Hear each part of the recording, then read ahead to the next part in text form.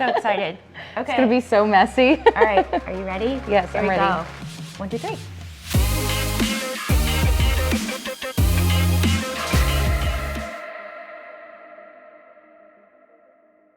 The kitchen is generally like the centerpiece for any home. Absolutely. So I can't imagine that your job is just cooking. I bet you interact with these clients in incredible ways around kind of the dinner table. Yeah, all the time. Well, I was in recovery myself, so I know what it's like to come in and you need a place that feels like home. So I try to provide that. Are you ready to Yes, start? I'm ready. Okay, what do we do? Okay, so you're gonna take it and you'll just start.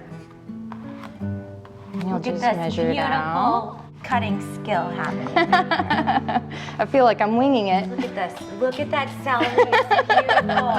And look how fast you're doing it. Am I doing another one? Yes, Okay. we'll do all 3 of them. Okay. One of the things that I love about Discovery Point is almost everyone that works here is in long-term recovery.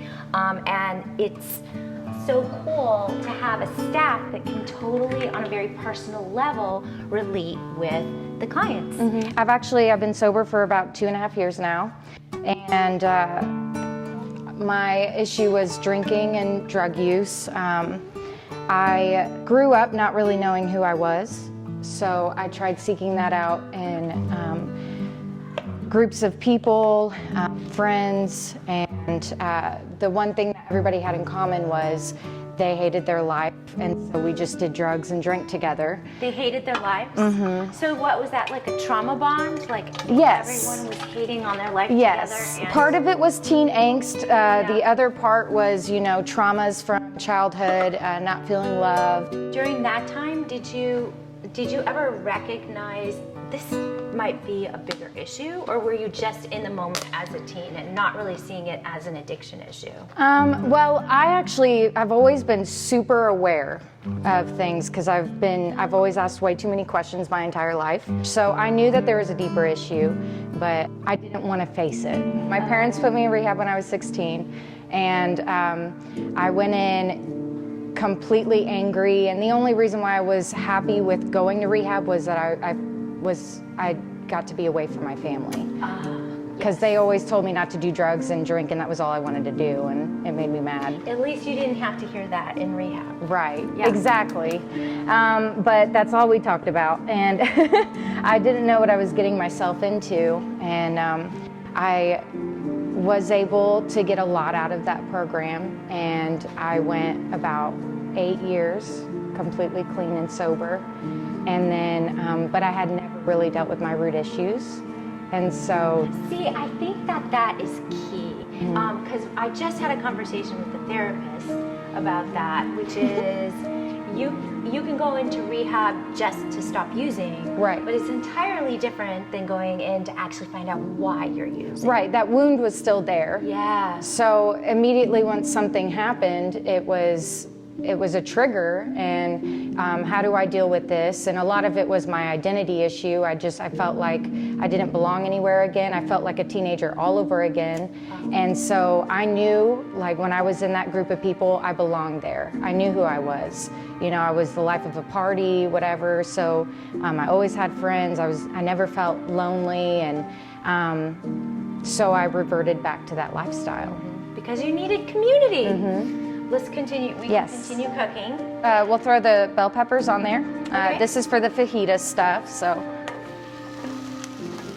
I love that sound.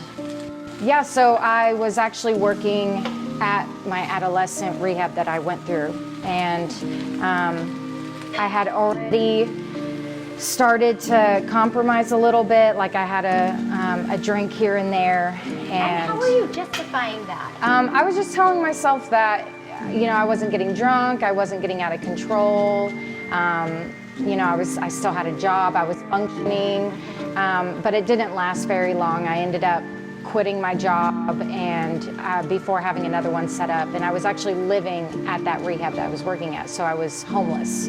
Wow. So I was convincing myself that it was everybody else's fault. It wasn't my fault. I took no personal responsibility. what had happened was I got another job and they had offered me a living space, but I knew I shouldn't have taken that job because I wasn't in the right place. It was as a youth pastor, and me myself, like I was not in a place where I could help people. Right. So it just put more pressure on me, and I was living 3 lives, 3 personalities, like completely. Like I was one way in front of my friends, another way in the church, another way with my family, and it was exhausting. Yeah. Exhausting. You can only do that for so long. Yeah, I hit burnout real fast, and I remember I stopped caring, and I would be preaching a sermon hungover, and justifying that, and I had anxiety all the time. My depression was like ridiculous, and everybody was trying to figure out what was going on with me at church. They were like, what's wrong, what's wrong? You know, do you have too much on your plate? And you couldn't be honest. I couldn't be honest. I spent all last night drinking, and Yeah. I need you to go away. I have a headache. Yeah, You know? exactly. Yeah. So, and I ended up quitting that job, and I worked a night shift at Walmart, and then I met a whole nother group of friends, and that's all we Good? did. Bad? Bad. And all we did was get high and drunk. That's all we did. At which point, I mean, it's obvious there's this fast descent happening. You're going to end up dead or, you know. Homeless. Yeah. Yeah. At which point were you like, I've got to stop. I've got to stop doing this. I got arrested. First I was, because I was high, I felt like I was on top of the world, and when the cops pulled me over even, I was like, I'm not gonna call my parents, I'll just sit it out. I've got this. I got this, Yeah. and then it started wearing off, and I started coming down, and I was like, dude, I can't.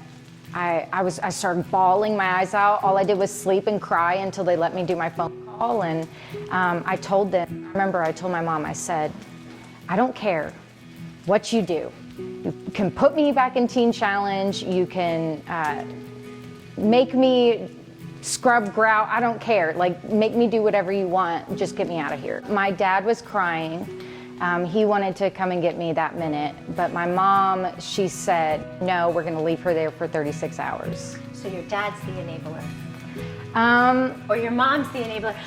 Because we keep talking about this too, like Yes. the family system. Yes. There's so many times where the family delivers the person struggling with addiction. Like, could you please fix this person? Yes.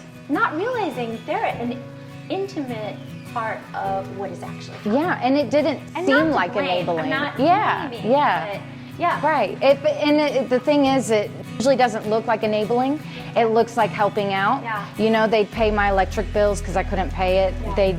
But it was because I was spending it on alcohol. And so yes, and my dad, he loves his kids. He loves us. So he just wants to take care of us. Yeah. And nobody prepares you for addiction in your family. You don't grow up in school learning about that, how to take care of your kids whenever they're addicted, and how to talk to them and all this stuff. So it was hard for them. So I ended up going in the program. They drove me to Teen Challenge again, the adult program. And it took me 3.5 months to figure out that I needed to stay there.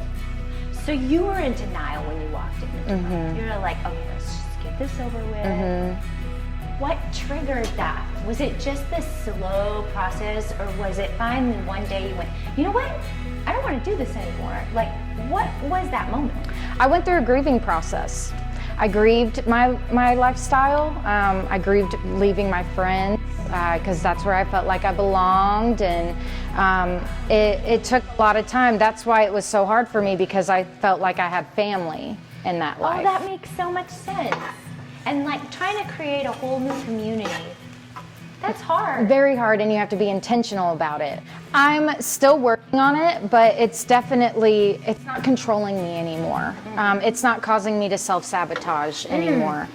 It's easy to gloss over and go, yeah, you're just like everybody else now. Right. But it's really not true, because you fight that battle every day. You have Yes. to live with that realization Yes. every day that you could slide. Yeah. You could. I mean, isn't that something that is actually healthy to realize that that's kind of where you are, Yes. so that you don't get too comfortable. Yeah, Or absolutely. if I'm way off, you just No, say it. absolutely. And also like reminding yourself that you're strong when you are struggling, and not allowing that to prevent you from moving forward. You know, oh, I messed up and I might as well just go back. Like, no, remember what you did go through. Yes. Remember the victories that you did have. And there, That's you. Yes. That's the real you. Yes, absolutely. Like that's what you're capable of. Like you're capable of success. You're capable of living sober. There have been times where I said, I feel like I'm the bottom of the barrel. Like I'm just prone to make mistakes. And I had to learn that, yes, I have in the past made those mistakes, but the things that I have learned in those experiences have taught me how to better cope. And rather than revert back to that, I don't have to identify myself as those mistakes. And so, yes, That is powerful. that was me. Yes, I did struggle with that, but I am growing and learning, and I will not let that identify me anymore. I mean, aren't you so proud of yourself? I feel like you should be so proud of yourself, and here you are. Yeah. Like chefing around in the kitchen, like running things, Yeah. helping people. It's pretty amazing. Your Yes. story's amazing. Thank you. Okay, so I grabbed like 10. You can just eyeball it. Tag 10. Just eyeball the 10-ish. tortillas. 10-ish. Okay, so you 10 just, to 12. what is that, hamburger style or hot dog? Hamburger? Okay, so I'm just gonna bring these over to the oven. Okay, don't burn yourself. There you go. Okay, now, after all of our hard work, really it's Julie's hard work, but I'm gonna say mine as well. Yeah, definitely. Yes, I'm so excited to eat this food. You have no idea. Thank you so much, Julie, Yeah, for thank you. I appreciate it. not only cooking with us, but also sharing your story. Yeah. Okay, are you ready? Yes, I'm ready. Okay, Let's do this. I'm so excited. Okay. It's gonna be so messy. All right, are you ready? Yes, Here I'm we ready. go. 1, 2, 3.